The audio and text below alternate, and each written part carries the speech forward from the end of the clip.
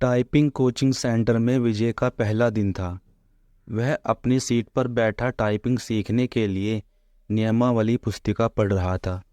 तभी उसने देखा कि एक सांवली लड़की, जिसका चेहरा मुस्कान से भरा हुआ था, उसकी कैबिन में आई।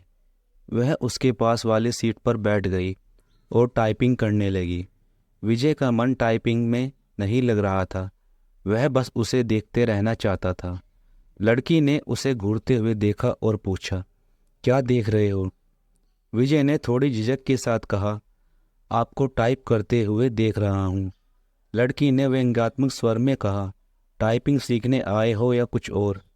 विजय ने सफाई दी, आज मेरा पहला दिन है, समझ में नहीं आ रहा, इसलिए देख रहा था कि आप कैसे टाइप करती हैं। लड़की ने हल्की सी मुस्कान के साथ कहा, अगर इस तरह मुझे ही देखते रहोगे तो शायद कभी सीख नहीं पाओगे, और फिर से टाइपिंग करने लगी। विजय भी कीबोर्ड देखकर टाइप करने की कोशिश करने लगा, लेकिन उसका मन अभी भी भटक रहा था।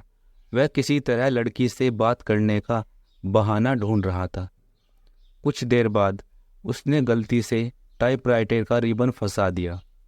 लड़की ने उसकी तरफ देखा और कहा, ध्यान कहीं और हो तो रिबन तो फंसेगा ही।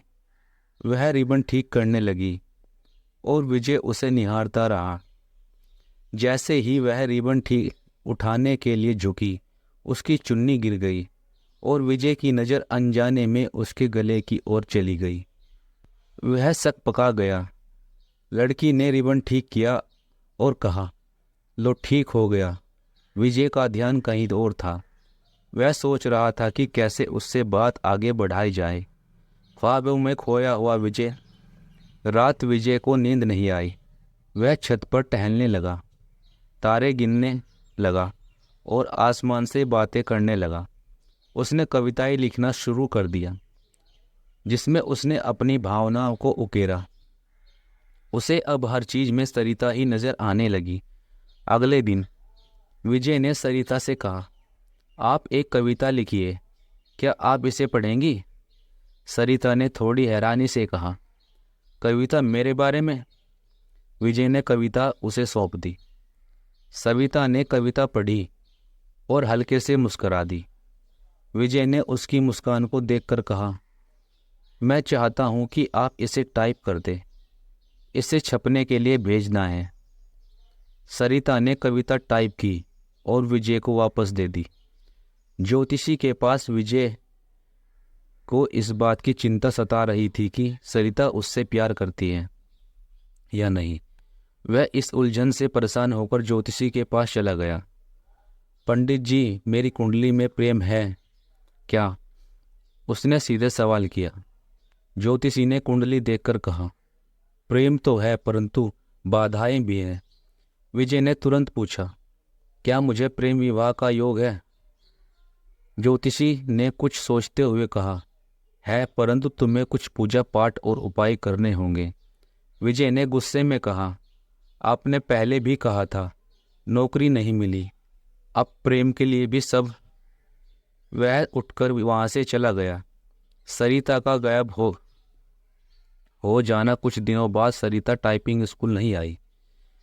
विजय रोज आता और निराश होकर लौट जाता।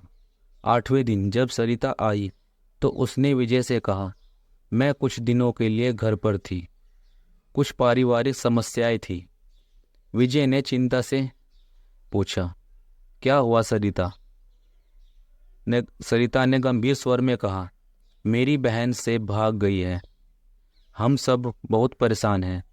विजय ने सांत्वना देते हुए कहा, सब ठीक हो जाएगा, समय के साथ सब समझ में आ जाएगा। इसके बाद सरिता ने विजय से कहा, शायद अब हम नहीं मिल पाएंगे, मुझे नौकरी के सिलसिले में दूसरे शहर जाना पड़ रहा है। विजय को यह सुनकर बहुत धक्का लगा, पर उसने कुछ नहीं कहा।